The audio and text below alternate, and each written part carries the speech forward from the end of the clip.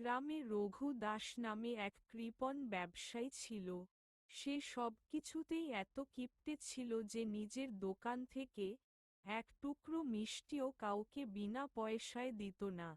তার ব্যবসায় একটাই নিয়ম ছিল, সবকিছুর দাম দ্বিগুণ, আর ফাও কিছু নেই। একদিন এক ভিখারি তার দোকানে এসে বলল, বাবু, অনেক ক্ষুধা পেয়েছে, একটু মিষ্টি দেবেন? রঘু দাস হেসে বলল, এত সহজে মিষ্টি পাওয়া যায় নাকি? ঠিক আছে, আমি তোমাকে মিষ্টি দেব, যদি তুমি আমার 3টা প্রশ্নের উত্তর দিতে পারো। ভিখারি রাজি হল। তারপরে রঘু দাস তাকে বলল, তোমার যদি 4টি আপেল থাকে আর আমি 2টি নিয়ে যাই, তাহলে তোমার কাছে কি থাকবে? ভিখারি তখন বলল, আমার আপনার উপরে খুব রাগ উঠবে, কারণ আপনি আমার আপেল নিয়ে নিবেন। রঘু দাস অবাক হয়ে বলল, ঠিক উত্তর দিয়েছ।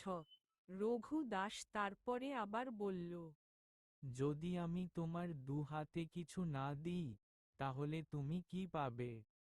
ভিখারি তখন রঘু দাসকে বলল, আমার 2 হাত ভরা শূন্যতা থাকবে।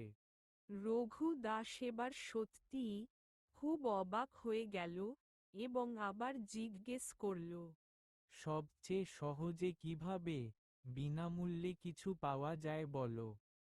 ভিখারি তখন রেগে বলল, আপনার মতো কৃপণের কাছে কিছুই পাওয়ার নাই আমার।